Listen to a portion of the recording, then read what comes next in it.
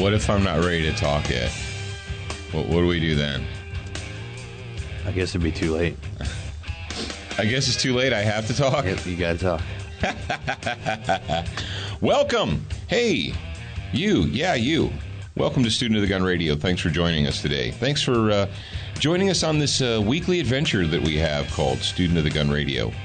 And I am your host, Professor Paul Markle, coming to you from the Student of the Gun University. Student of the Gun University on the glorious Gulf Coast of Mississippi.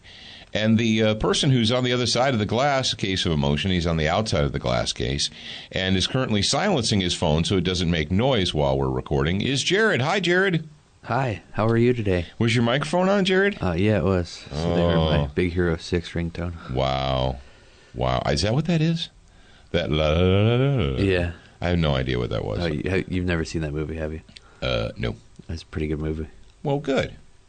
Is Disney paying us? The big balloon dude. Is Disney paying us? Well, they wouldn't have known who it was. Well, I don't want them. We're going to pimp their stuff. Okay. They're communists anyway. Okay. Well, you shouldn't have done that then. You know what? You know what's sad? Disney didn't used to be a bunch of communists. They didn't used to be a bunch of spineless, politically correct puke faces. When I was a kid, Disney actually was family entertainment. Now it's family entertainment if you want to raise a bunch of metrosexual children who are weak. If you want to raise a bunch of weak, socialist, metrosexual children, have them watch Disney Channel all day long. Oh, did I say that? I'm starting a little bit early here. But you know what, Jared? I'm really glad that I have the opportunity to come before this microphone to talk to our friends and to point out the hypocrisy and stupidity that is permeating our world right now. Can I say permeating, or is that too big of a word? Do I have to dumb it down to fifth grade level? Well, we didn't do your little figure out what your writing level is. What I'm allowed to say? Yeah, that... I don't know. Huh.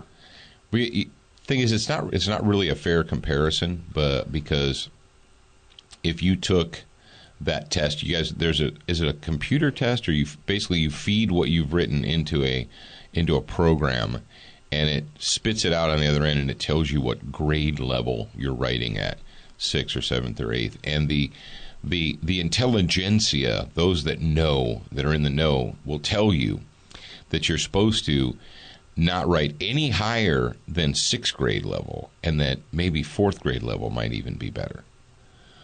But if you were to go back to, let's say, 1820, I would say 6th grade level in 1820 is probably college freshman level here in 2015. Wouldn't you say, Jared? Yeah, definitely.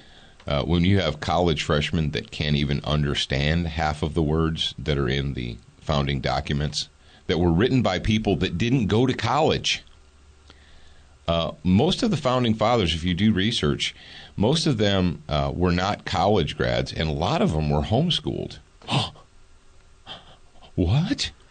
And some of them finished schooling by the time they were 16. I believe it was Jefferson who was finished with school by the time he was 16. What a bunch of dummies. They weren't nearly as enlightened and intelligent as the current crop of college students. You're making that face over there that I'm not sure what I'm looking at face. What's going on? The audio clip that we're going to play in a little bit, when you hit play, it makes it go full screen. Oh, I hate that. The following segment of Student of the Gun Radio is brought to you by Century Arms, the makers of the C39 V2, the 100% made in the USA AK. Check out everything they have to offer at centuryarms.com. And our friends at Brownells. If you own a gun, Brownells has something for you. You can check out their website at brownells.com. You know they have something that you want. Well, it is Monday. And because it is Monday, that means that we've got our SWAT Fuel Warrior of the Week. And the Warrior of the Week, this is the one that's more of a statement than a question. Yeah, it's just more of a thought enticement. Yeah, but when we listened to it, I said, yep, that's absolutely 100% a topic that I need to talk about. So anytime you're ready, you go ahead and intro the Warrior of the Week. And remember, guys, if you want to be the Warrior of the Week, you can call 682-207-SOTG. And if you don't have an alphanumeric keypad, it's 7684. And if you are chosen as the Warrior of the Week, I need you to send Alex an email. That's alex@studentofthegun.com. Send her your name, mailing address, phone number, and include your email typed in there.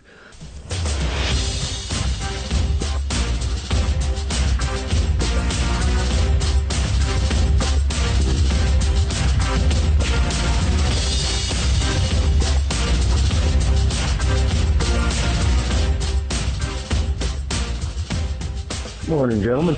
My name's Jay Cook in Oregon.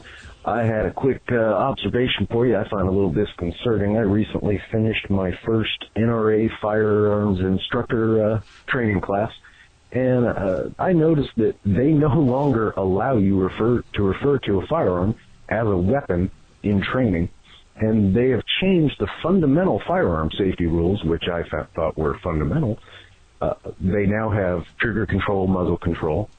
But they've replaced the final two with don't load your weapon until you're ready, your firearm until you're ready to use it.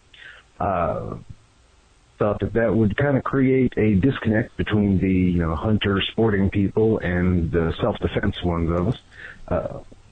Thought you might find that interesting. Thanks for all you do. Bye. Yeah. So if you read the translation, the text, the speech to text that they do for this, it's quite interesting. Oh, is it like YouTube Translate? Yeah, it's nowhere near what he actually said. Well, from the sound of it, he was calling us from underwater. But Shay, we hope you didn't drown, and thanks for the statement and giving me the opportunity to speak on this. And this goes back to a typical problem that we have, or a problem that we've had for a long time as a gun culture, not a shooting sports industry, but as a gun culture, that we fall into this reasonable trap. And so who are we trying to placate by removing the word weapon from training classes or discussions about firearms? Who are we trying to placate? Are we trying to placate our fellows? Are we trying to placate other gun owners, other shooters, other concealed carry people, other hunters? Are we afraid that the hunter crowd is going to run away screaming because we use the word weapon? Who is it exactly that we're trying to suck up to? Well, is it the anti-gun crowd? Is it our enemies? Folks, you're not going to win your enemies over by changing the way you speak. Do you understand that? Your enemies are already your enemies. And if you think you can win them over by modifying your speech patterns or modifying how you speak, you're deceiving yourselves. The only people that Jared, does this sound really, really close to a discussion that we had regarding Sun Tzu's Art of War? Yes. And how Sun Tzu recommended that you don't try and what did he call them? Not the unwilling. I'm looking around on my desk. I've got the 5 rings. I've got Winning is a Habit. I've got the political thought of the American Revolution, and I have the the Federalist Papers, but I don't have the Art of War in here. What's wrong with me? I feel bad. Anyway, getting back on topic. Who exactly do you think you're going to win over by vaginating your discussion? Who is it? And now, I don't know, to be fair to the NRA, I don't know if that is policy or if that is one instructor's take on what he thinks policy should be. Because we see that a lot in the training world. We have instructors that they will speak their own opinions into the class as though it is policy. Well, that's the rules. Well, the rules from where? Oh, that's just the rules. And I'm the instructor, so shut up. If you want your certificate, you'll close your mouth and listen to me. Okay, I want my certificate. The way, if you're an intelligence student of the gun, first of all, the 4 universal safety rules are the 4 universal, say it with me, kids, universal. And why are they universal? Because they apply everywhere in the known universe, and even in the unknown universe. The 4 universal safety rules are: treat every gun as if it is loaded. Okay? Never allow the muzzle to cross anything you're not willing to destroy or put a bullet into. Doesn't say are planning to, but would be willing to. Keep your finger off the trigger till your sights are aligned. You've made the decision to shoot. Know your target, what's around it, and what's beyond it. Pretty super simple, right? That's not just for the range. That's not just for training classes. That's for the whole world. That's for when you're in the bathroom at Chick-fil-A. That's for when you're sitting in your car. That's for when you're getting dressed in the morning in your bedroom. That's for when you actually have to skin that Roscoe out and point it at a piece of human excrement and yell stop. That's for then too. Well, no, it's not for... Yes, it's for then too, because there might be a little old lady standing directly behind that person. And it's not okay for you to shoot the little old lady. Well, what should I do? Well, there's lots of things you can do. But my point is this. The universal safety rules are there and they're in place, not just for classrooms, not just for the square range. They're there for the whole world. And when you go to a training class or you end up at a range and they start spewing all this reasonable, never load your gun until you're ready to use it, and derba, derba, derba, derba. Well, what they're doing is they're applying the rules to that one little specific situation. We're standing on the square range and we're going to practice. That's where the rules are. But what do you do when you're not standing on the square range?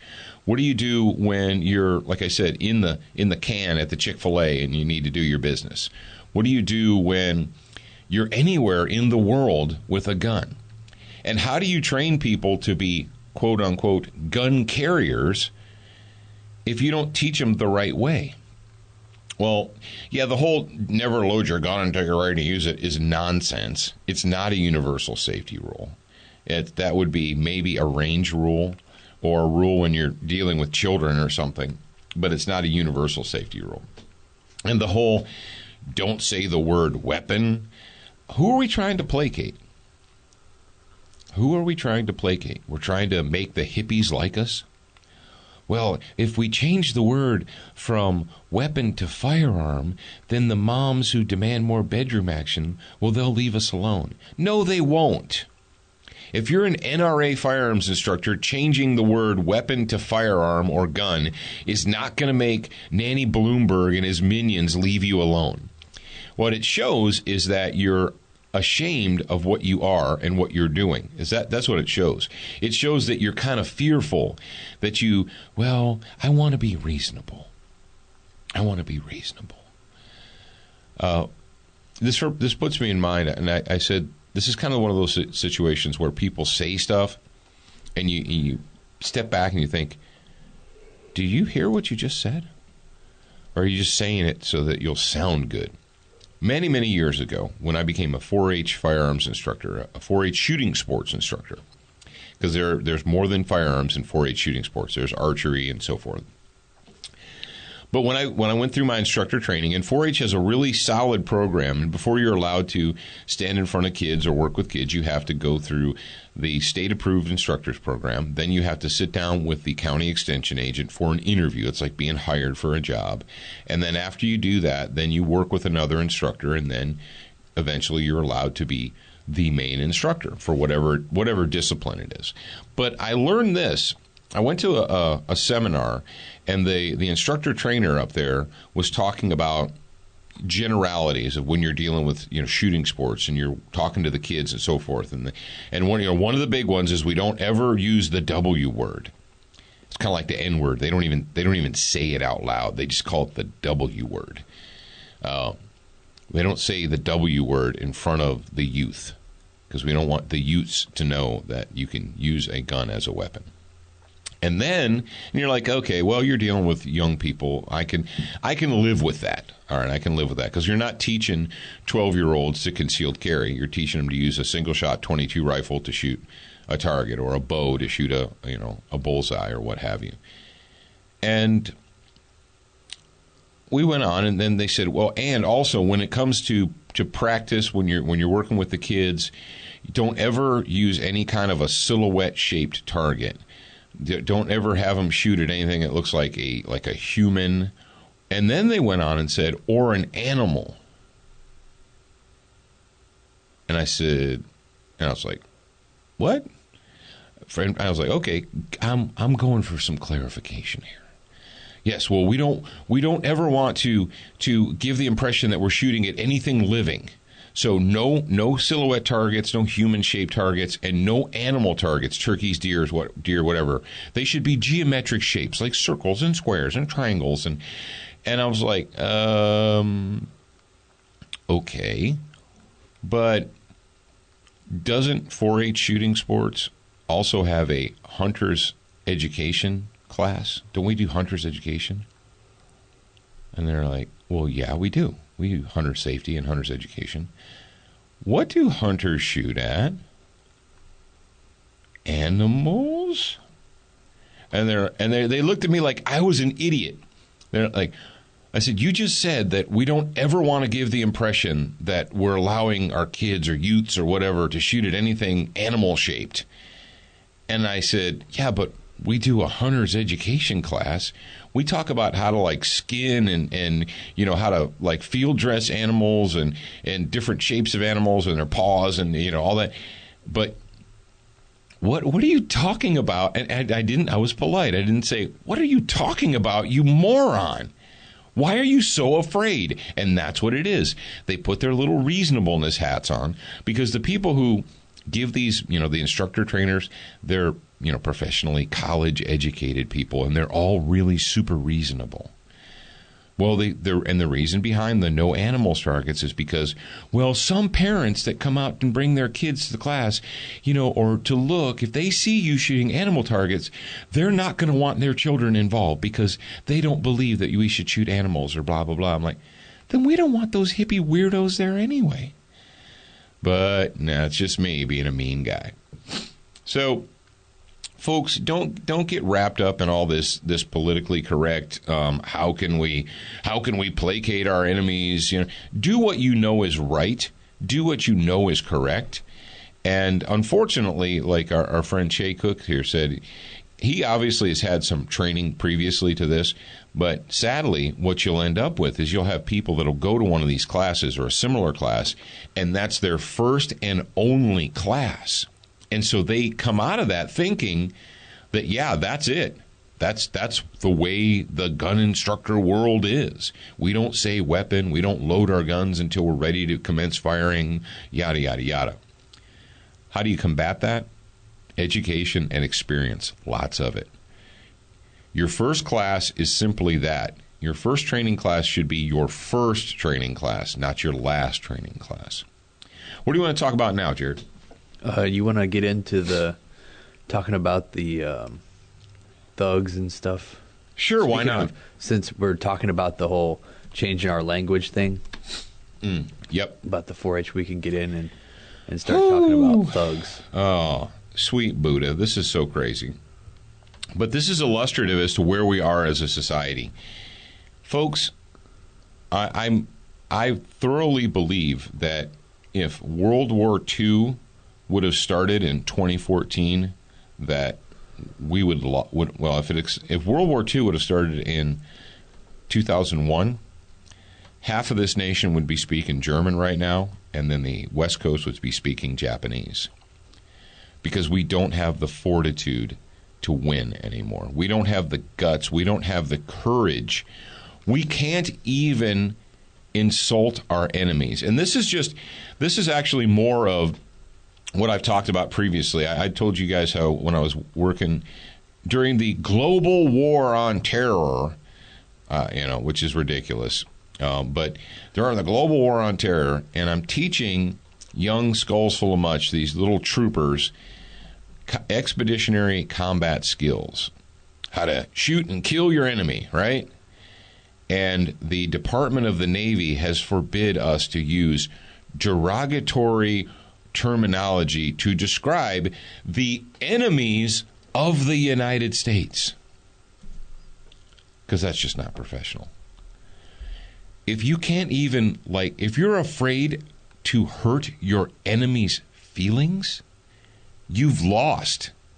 It's over. You've lost. And we have even more of that So we have people who decided to go out in public and just be vermin, be scum, be freaking felons, reprobates, tools, oxygen thieves, thugs. That's a mild term. When it comes to describing these animals that are running wild in Baltimore, Ferguson, St. Louis, Memphis, Louisville, who feel the need to destroy their own neighborhoods, that their form of protest. You want to see peaceful protest and effective protest? Go back to the civil rights marches with Martin Luther King, where they marched arm in arm down the street. Did you see Martin Luther King setting cars on fire? No, you didn't. And everybody out there right now who thinks that they're some kind of a protester, they're not. You're not a protester. You're a piece of human debris. You want to go ahead and play this ridiculous soundbite so that we can get it out of the way? Yeah, but first I want to read the definition from Merriam-Webster Dictionary is thug, noun, a cruel or vicious ruffian, robber, or murderer. So sounds about right. Yeah, that's the definition of the word thug. The use of the word itself, Brittany. I mean, I think there are folks like CNN's Aaron Burnett who don't understand why it's offensive and why some people are saying the T word is the new N word. Give us your take. Sure. It's rooted in a racialized understanding of black people. So, for instance, no one is calling the police who put this kid in a van and snapped his spine and crushed his voice box thugs, right? They're only applying it to acts of violence against property, right? Acts of harassment, acts of anger. But when are we going to have a language to talk about the systemic violence that white folks do in the name of anti-blackness and white supremacy in this country? We don't have a language for that. So this becomes a way for there to be a procession of both white people in the media who are unsympathetic and also these sort of respectable middle class or upper class black people who are saying, we want to maintain law and order. We want to make a distinction between us and the criminals and the thugs, the lower elements of black people. We don't want to be associated with them. Well, and Derek Clifton on the mic, Ari, says that it's by and large, thug is used to describe black perpetrators of violence, very rarely white. Yeah, absolutely. And in this context, the use of the word thug has been used to delegitimize. I can't listen to this anymore. All right, Jared, did you pick up on what she said? Did you realize that she already has the medical examiner and the coroner's report in her hand? That this young black man who was he was skipping along and he had some Skittles in his pocket and he was thinking about going to college and what it was going to be like on the first day of that's wrong case, sorry. And that the police threw him in a van, snapped his spine, and crushed his voice box. She knows that. She has the medical examiner's report in her pocket. Apparently, why didn't she let the rest of us know?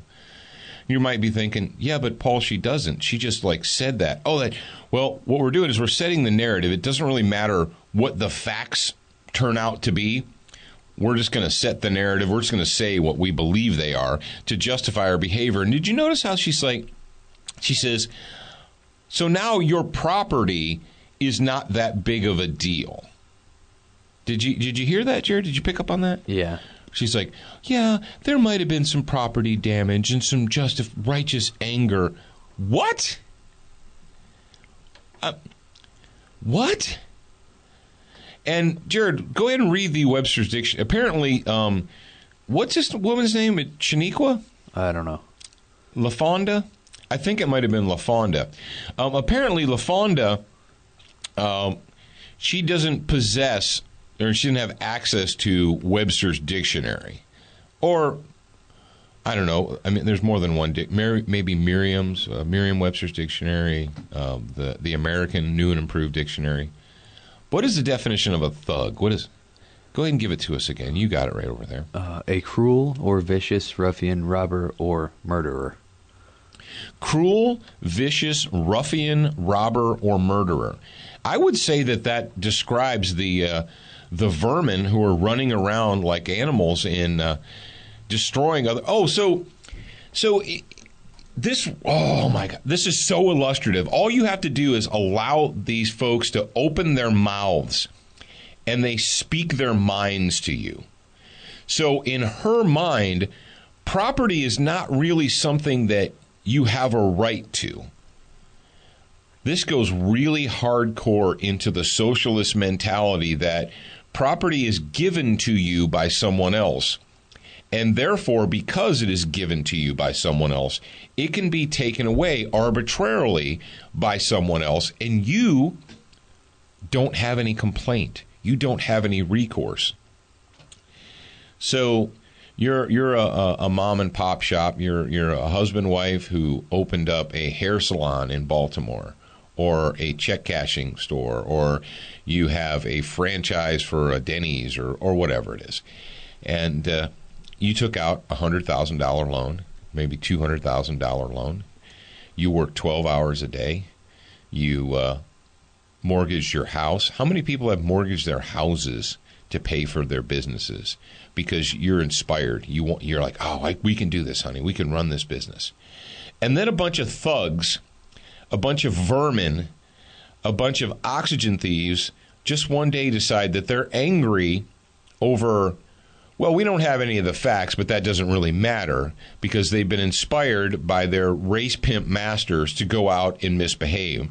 And it really doesn't take all that much inspiration because they have no moral core.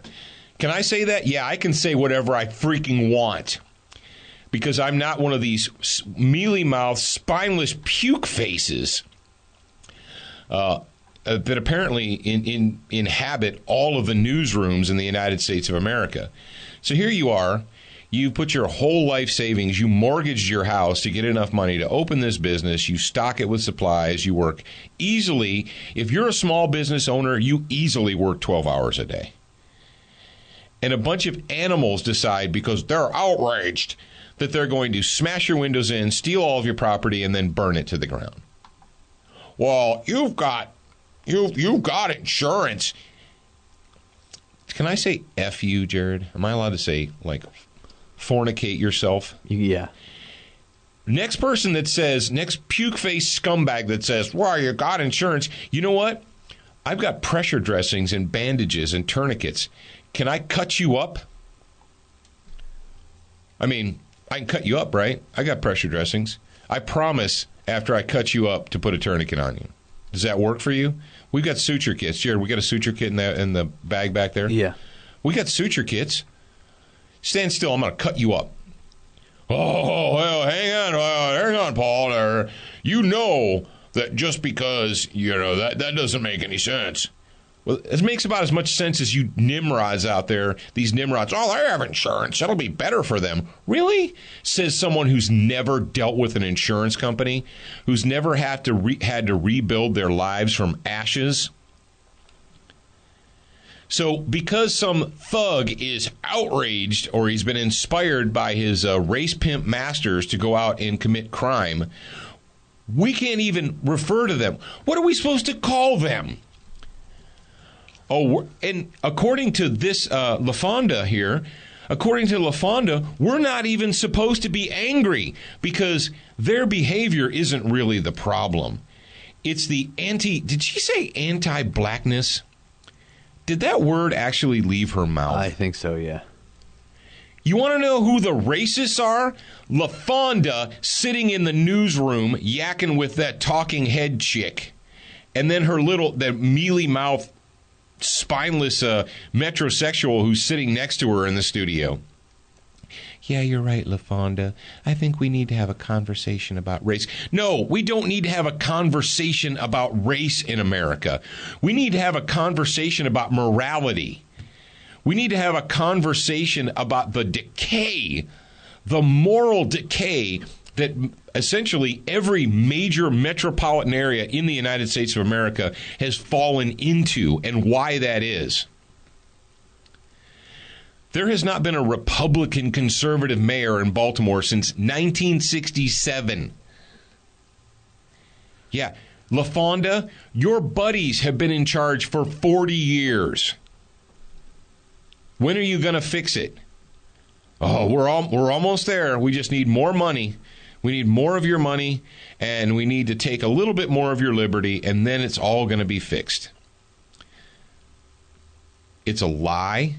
And if we can't even call our enemies, if you're afraid to offend the person who's destroying your property, who's setting your houses and buildings on fire, if you can't call the person who's throwing a rock or a bottle at your head, well, I don't want to refer to them in pejorative terms. We need to have a discussion. Like, so right after they smash and all the police officers that have been hospitalized, I guess their heads and bodies are just property.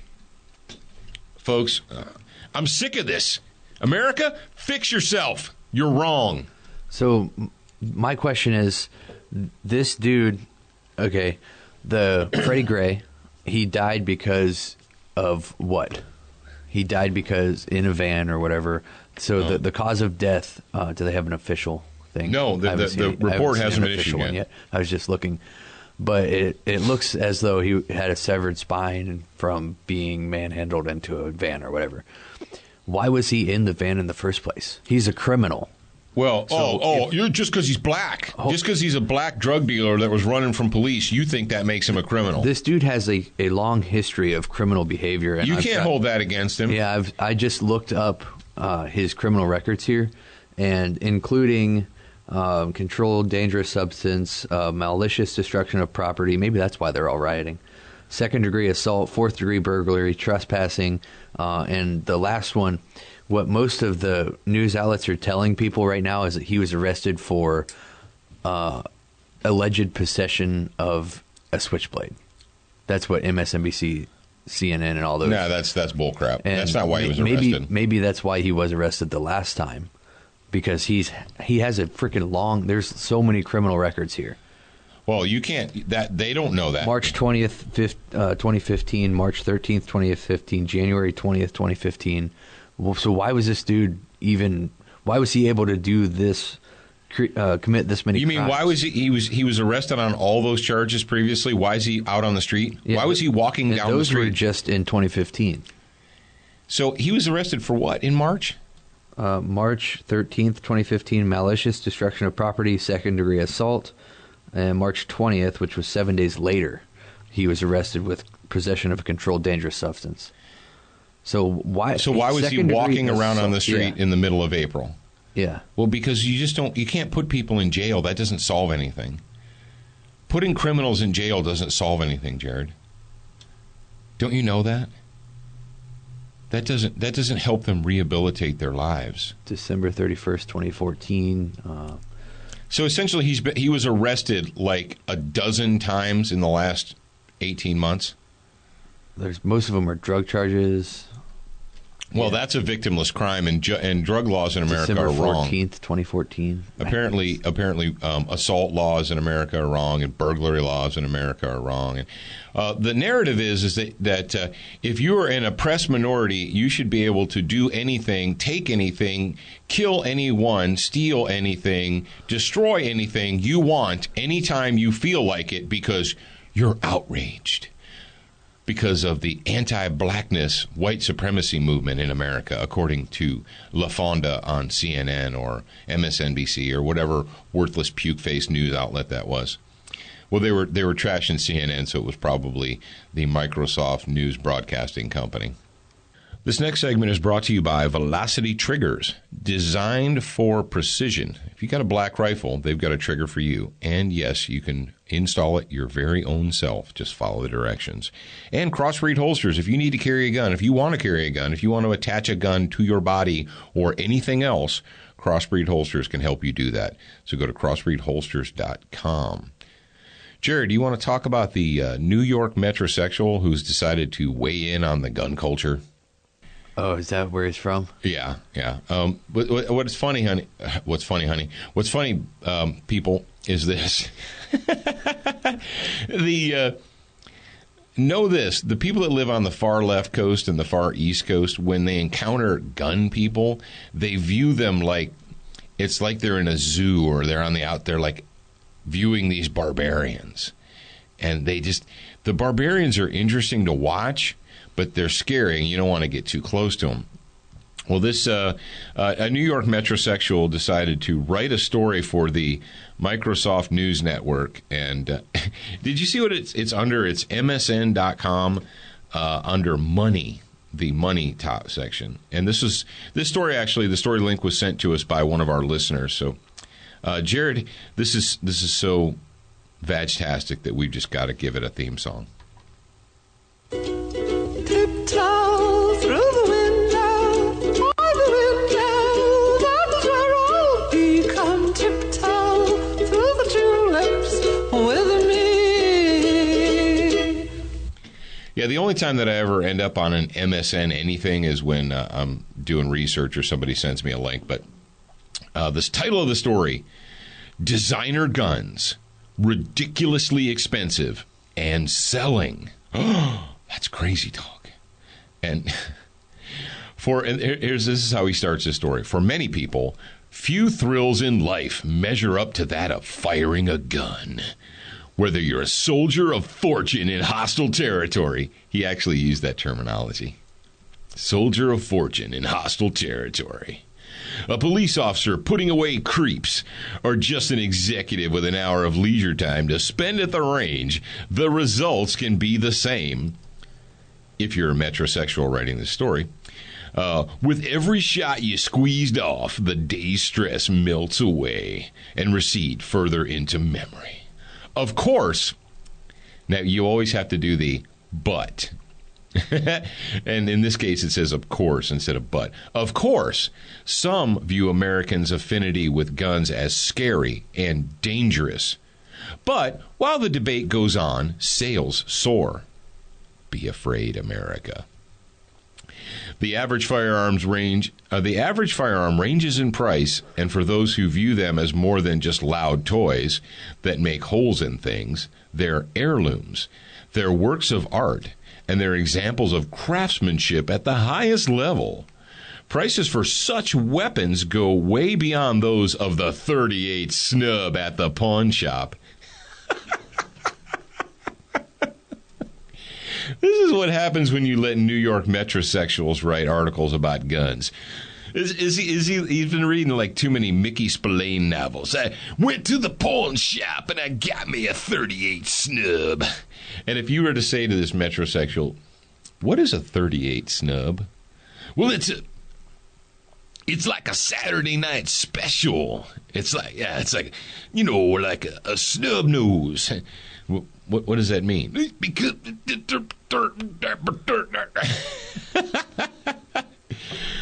Fortune spoke to, and Fortune in italics, spoke to people whose stock in trade is high-end firearms, from manufacturers to collectors, and asked what kinds of prices these peacemakers and boomsticks can command, and who their high-end customers are. I'm curious. I'm going to click the next button to move to the next page. Derp. Pine Creek Sporting Club in Okeechobee, Florida, co-founded by Jack Nicklaus, yada, yada, yada. High-end shotguns, derp, big deal. Next one, Tracking Point Precision Firearms. Now, this is funny. You'll love this quote. Tracking Point is an applied technology company located in Austin, Texas. According to its web staff, it is staffed by a group of technologists who love to hunt and shoot. Now, this is the one that really gets me. It says, while hunting a gazelle, company founder John McHale missed a shot from 300 yards and swore he would never let this happen again to him or anyone else. Thus was the Tracking Point precision guided firearm born. And you're like, well, I want one of these, dude. I don't ever want to miss. And for a grand total of $49,995, you can have one too. Or if you missed a shot at 300 yards, what you could do, what the peasants do, is they take their rifles, they load up some ammo, they go to the range, maybe get a little bit of professional instruction, and practice. Jared, can you hit a target at 300 yards away? Yeah. Have you hit a target at 400 yards away? Yeah, I have. Have you hit a target at 500 yards Yep. away? Did you hit a could you hit a target at 400 yards moving? Yep. How many weeks, years of instruction did it take you to learn to hit a target at 400 yards, a human silhouette target moving at 400 yards? How many years of instruction? Roughly 4 hours. 2 days? 2 days. Well, 8 hours. it was a 2-day class. Was that the second day? Yeah, it was the second day. Okay, yeah. So we had a whole day. So we'll go with half. So you had a 12 to whole day of 16 training, hours. and then the next day about in the after lunch. So Jared took a whole day of training, then another morning of training. We broke for lunch, and the instructor laid down beside him, gave him the pointers, and got him shooting a moving silhouette target at 400 yards. Jared, did we invest $50,000? Definitely not. Do you know how much training you could take for $50,000? Like a lifetime? Do you know how much ammo, even if you're shooting a .338, well, if you're shooting Maybe a not a .338, lifetime. you could probably get about, 2 dozen rounds? Yeah. That crap is expensive. But let's just say that you're shooting a boring old .308 Winchester. Do you know how much ammunition you could purchase for $50,000? You could have a Ryder truck pull a Connex box of ammo up to your shop. You could shoot from now until your grandkids graduate from college. Or you could just shortcut it and spend $50,000 and hope that you never miss again. But you still have to apply the fundamentals of... Do you have to apply the fundamentals of marksmanship? Like, trigger control, breath control, or do you just jump on the trigger and you never miss? I don't know. Folks, am I against the tracking point thing? No, I'm not against it. But what offends me is how people think that you can get around fundamental basic training with money. And everybody in America wants to do that. That is the laser sight business. The laser sight business is based around you don't need to practice, you don't need to train, you don't need to get training. You just need to spend $300 on a laser, and then you'll never miss. If I hear one more person stand in a gun shop and say, well, what you need to get one of them laser sights because then you'll never miss. Y'all gonna make me lose my mind up in here. And you know what, Jared? The regular folk, they don't know. The only people that know. Oh, yeah, the grad program. Only the grad program people know. That's funny. All right, so after missing a shot at 300 yards, they decided the solution is to spend $50,000. Okay, here we go. Oh, this is one of my favorites. They went to Machine Guns Vegas.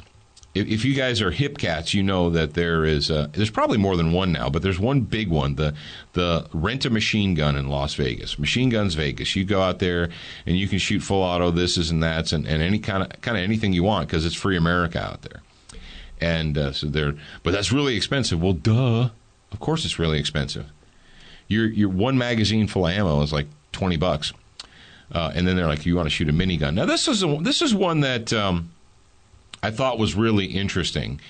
Jesse James. Did you guys know that Jesse James of Jesse James Motorcycles is now making guns? You're like, what? And, yeah, Jesse James of Jesse James, was it West Coast Choppers? Is that his thing? That was his thing, right? Jesse James, West Coast Choppers? Sure. Yeah, West Coast Choppers. I'm pretty sure that's it. Yeah, he's now making, he owns Jesse James Firearms Unlimited. Yeah, Jesse James of West Coast Choppers now is the owner of Jesse James Firearms Unlimited. And he looks like he just got back from Afghanistan with those blankets. The stand, no, actually got back from Mexico. Those are Mexican. Those are Mexican blankets. Mexico. Good blankets in Mexico.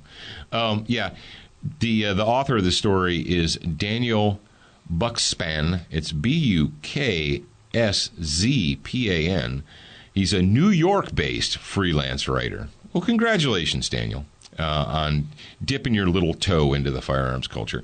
But you know what I find strange about this is, does anybody ever write a story about how Hollywood puke faces spend ridiculous amounts of money on homes and cars and SUVs and creature comforts. And do they ever designer cars, ridiculously expensive and selling?